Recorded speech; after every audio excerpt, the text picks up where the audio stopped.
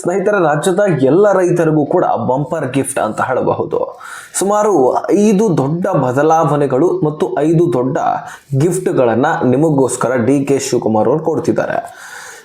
ಈ ಒಂದು ಸಿದ್ದರಾಮಯ್ಯನವರು ಬದಲಾದ ಮೇಲೆ ಡಿ ಕೆ ಶಿವಕುಮಾರ್ ಅವರು CM ಆದ ಮೇಲೆ ಪ್ರತಿಯೊಂದು ಯೋಜನೆಗಳಲ್ಲಿ ನಾವು ಬದಲಾವಣೆಯನ್ನು ನೋಡ್ತಾ ಇದ್ವಿ. ಅದೇ ರೀತಿಯಾಗಿ ಈಗ ರೈತರಿಗಂತೂ ಬಹಳ ಒಂದು ಒಳ್ಳೆಯ ರೀತಿಯಲ್ಲಿ ಕೆಲಸವನ್ನು ಮಾಡಿಕೊಡ್ತಾ ಇದ್ದಾರೆ. ಅದರಲ್ಲಿ ಈಗಾಗಲೇ ಬೆಳೆ ಹಾನಿ ಪರಿಹಾರಕ್ಕೆ ಅರ್ಜಿ ಸಲ್ಲಿಸೋದಕ್ಕೆ ಅವಕಾಶ ಮಾಡಿಕೊಡೋದಾಗಿರಲಿ, ಅದಕ್ಕೋಸ್ಕರ 370 ಕೋಟಿಯಷ್ಟು ದುಡ್ಡನ್ನು ಬಿಡುಗಡೆ ಮಾಡೋದಾಗಿರಲಿ, ಜೊತೆಗೆ ರೈತರಿಗೆ ಸಾಲ ಮನ್ನಾದ ಕುರಿತಾಗಿ ಕೆಲವೊಂದಿಷ್ಟು ಅದರ ಬಗ್ಗೆ ಚರ್ಚೆ ಮಾಡೋದಾಗಿರಲಿ ಮತ್ತು ಸಚಿವ ಸಂಪುಟ ಸಭೆಯಲ್ಲಿ ಅದರ ಬಗ್ಗೆ ನಿರ್ಧಾರವೂ ಕೂಡ ಆಗಲಿದೆ. ಸೊ ಒಟ್ಟಾರೆಯಾಗಿ ರೈತರಿಗೆ ಒಂದು ಗುಡ್ ನ್ಯೂಸ್ಗಳನ್ನು ಕೊಡ್ತಿದ್ದಾರೆ. ಸೊ ಹಾಗಾಗಿ ನೀವು ಈ ವಿಡಿಯೋನ ಆದಷ್ಟು ಕೊನೆವರೆಗೂ ವಾಚ್ ಮಾಡಿ ವಿಡಿಯೋದಲ್ಲಿರ್ತಕ್ಕಂತಹ ವಿಷಯವನ್ನು ತಿಳ್ಕೊಳ್ಳಿ. ಸ್ನೇಹಿತರೆ, ರಾಜ್ಯದಲ್ಲಿರ್ತಕ್ಕಂತಹ ಎಲ್ಲ ರೈತರಿಗೆ ಇಲ್ಲಿ ಸಿಹಿ ಸುದ್ದಿ ಕೊಟ್ಟಿರ್ತಕ್ಕಂಥದ್ದು ನೂತನ CM ಡಿ ಕೆ ಶಿವಕುಮಾರ್ ಅವರು. ಹೌದು, ಸೊ ಒಂದೊಂದು ಈಗಾಗಲೇ ನಾನು ಡೀಟೇಲ್ಸನ್ನು ಬಿಡಿಸಿ ಹೇಳ್ತಾ ಹೋಗ್ತೀನಿ. ಇಲ್ಲಿ ಕೃಷಿ ಸಾಲದ ಮನ್ನಾವನ್ನು ಮಾಡಲಿಕ್ಕೆ ಇಲ್ಲಿ ನೂತನ CM ಮುಂದಾಗಿದ್ದಾರೆ. ಹೌದು, ರೈತ ಪರ ಸಂಘಟನೆಗಳು ಇದರ ಬಗ್ಗೆ ಸಾಕಷ್ಟು ಬಾರಿ ಚರ್ಚೆಗಳನ್ನು ಮಾಡ್ತಾ ಇದ್ದಾವೆ.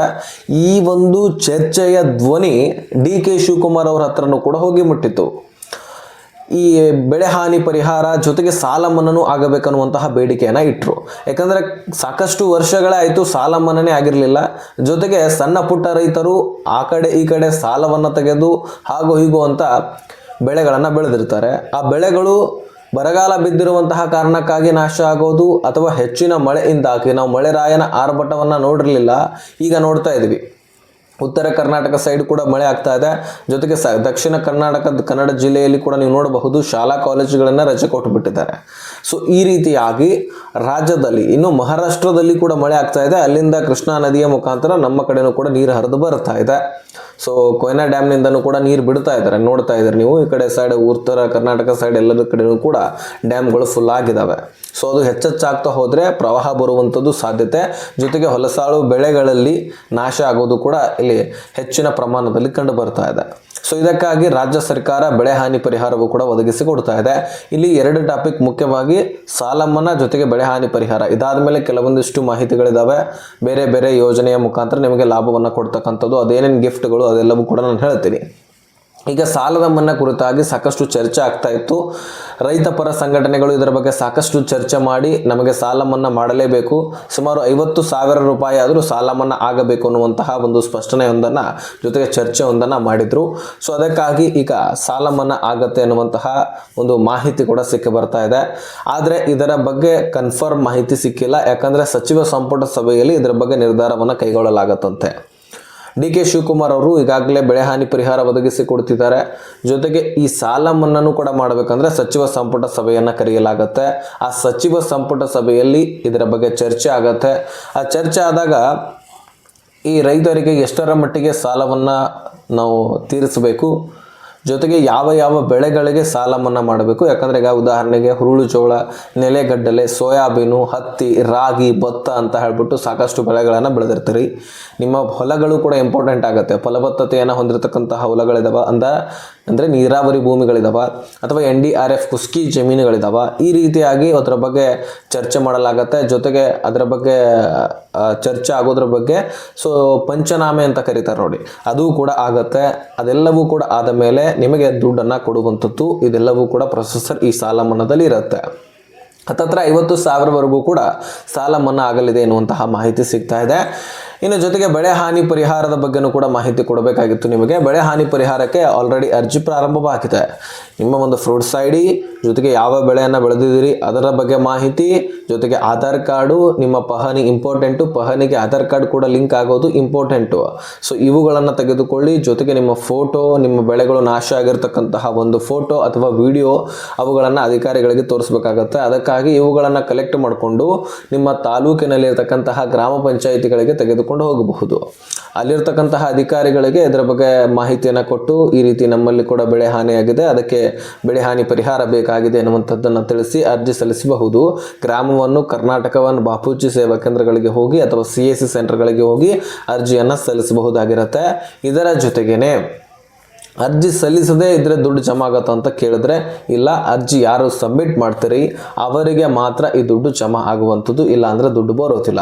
ಆದಷ್ಟು ಬೇಗ ಅರ್ಜಿಯನ್ನು ಸಲ್ಲಿಸಿ. ಪಹಣಿಗೂ ಕೂಡ ಆಧಾರ್ ಕಾರ್ಡ್ ಲಿಂಕ್ ಮಾಡಿಸ್ಕೊಳ್ಳಿ. ಎಲ್ಲ ಯೋಜನೆಗಳ ಲಾಭವನ್ನು ನಿಮಗೆ ಸಿಗುತ್ತವೆ ಆವಾಗ ಮಾತ್ರ. ಯಾಕಂದರೆ ಪಹಣಿಗೆ ಆಧಾರ್ ಕಾರ್ಡ್ ಲಿಂಕ್ ಆಗಲಿಲ್ಲ ಅಂದರೆ ರೈತರಿಗೆ ಯಾವುದೇ ಯೋಜನೆಗಳು ಸಿಗೋದಿಲ್ಲ. ಇದು ನಿಮಗೆ ಸ್ಪಷ್ಟವಾಗಿರಲಿ. ಇಲ್ಲಿ ಬಡ್ಡಿ ರಹಿತ ಬೆಳೆ ಸಾಲವನ್ನು ಕೂಡ ರಾಜ್ಯ ಸರ್ಕಾರ ಕೊಡ್ಲಿಕ್ಕೆ ಮುಂದಾಗಿದೆ. ನಿಮಗೆ ಒಂದು ವಿಷಯ ಜ್ಞಾಪಕ ಮಾಡ್ತೀನಿ ನಾನು. ಸುಮಾರು 83 ಲಕ್ಷ ರೈತರಿಗೆ ನಮ್ಮ ರಾಜ್ಯದಲ್ಲಿ, ಸಣ್ಣ ಪುಟ್ಟ ರೈತರು ಹಾಗೂ ಹೀಗೂ ಅಂದರೆ ಒಂದು 50ರಿಂದ 55 ಲಕ್ಷ ಫಲಾನುಭವಿಗಳು ಸಿಗ್ತಾರೆ. ಇನ್ನು ಶ್ರೀಮಂತರು ಕೂಡ ಈ 83 ಲಕ್ಷ ಫಲಾನುಭವಿಗಳಲ್ಲಿ ಬರ್ತಾರೆ.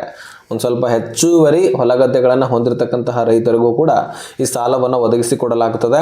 ಸುಮಾರು 83 ಲಕ್ಷ ರೈತರಿಗೆ ಈ ಸಾಲವನ್ನು ಒದಗಿಸಿಕೊಡಲಾಗುತ್ತಂತೆ. ಇದನ್ನು ನೀವು ಒಂದು ಸಾರಿ ನೋಡಿದಿರಿ, ಜ್ಞಾಪಕ ಮಾಡಿಸ್ತೀನಿ ನೋಡಿ ನಾನು. ಈ ಬಜೆಟ್ ಮಂಡನೆ ಐತಲ್ವ, ಮಾರ್ಚ್ 6ನೇ ತಾರೀಕು CM ಸಿದ್ದರಾಮಯ್ಯನವರು ಬಜೆಟ್ ಮಂಡನೆ ಮಾಡ್ತಾರೆ. ಆ ಸಂದರ್ಭದಲ್ಲಿ ರೈತರಿಗೆ ಸುಮಾರು 83 ಲಕ್ಷ ರೈತರಿಗೆ ಯಾವುದೇ ಬಡ್ಡಿ ಇಲ್ಲದೆ ನಾವು ಸಾಲವನ್ನು ಒದಗಿಸಿ ಕೊಡ್ತೀವಿ ಅಂತ ಹೇಳಿದ್ರು. ಹೌದು, ನೀವು ಬಡ್ಡಿಯನ್ನು ಕಟ್ಟೋ ಹಾಗಿಲ್ಲ. ಈಗ 1 ಲಕ್ಷ ರೂಪಾಯಿ ನಿಮಗೆ ಸಾಲ ಕೊಡ್ತಾರೆ, ಆ ಸಾಲದ ಬಡ್ಡಿಯನ್ನು ನೀವು ತೀರಿಸುವಂತಿಲ್ಲ. ಕೇವಲ ಆ ಏನು ಗಂಟು ಅಂತೀವಿ ನೋಡಿ, ಆ 1 ಲಕ್ಷ ರೂಪಾಯಿ ದುಡ್ಡು ಅದನ್ನು ಮಾತ್ರ ನೀವು ತೀರಿಸಬೇಕು. ತಿಂಗಳಿಗೆ ಇಂತಿಷ್ಟು ಅಂತ ಹೇಳಿರುತ್ತೆ. ಆ ಒಂದು ತಿಂಗಳಿಗೆ ಅಷ್ಟಷ್ಟು ನೀವು ತುಂಬ್ತಾ ಹೋದರೆ ಯಾವುದೇ ಬಡ್ಡಿ ಇರೋದಿಲ್ಲ, ಅದು ಕ್ಲಿಯರ್ ಆಗಿಬಿಡುತ್ತೆ.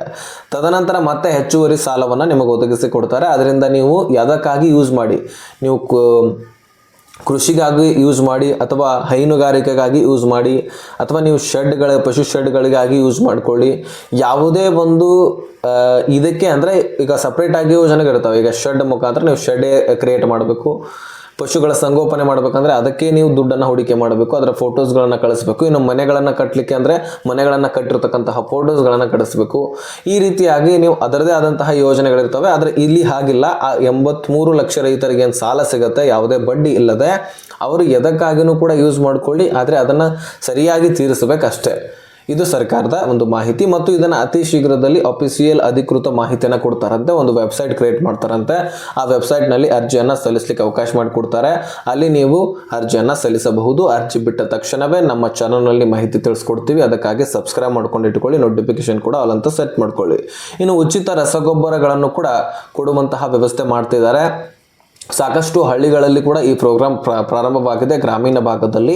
ಇನ್ನು ನಿಮ್ಮ ಒಂದು ತಾಲೂಕಿನಲ್ಲಿ ಗ್ರಾಮಗಳಲ್ಲಿ ಬಂದಿರಬಹುದು. ಬಂದಿಲ್ಲ ಅಂದರೆ ನಿಮ್ಮ ಹತ್ತಿರದ ಗ್ರಾಮ ಪಂಚಾಯಿತಿಗಳಿಗೂ ಕೂಡ ಹೋಗಿ ಭೇಟಿ ಕೊಡಬಹುದು, ಅಥವಾ ರೈತ ಸಂಪರ್ಕ ಕೇಂದ್ರಕ್ಕೂ ಕೂಡ ಹೋಗಿ ಭೇಟಿ ಕೊಡಬಹುದು.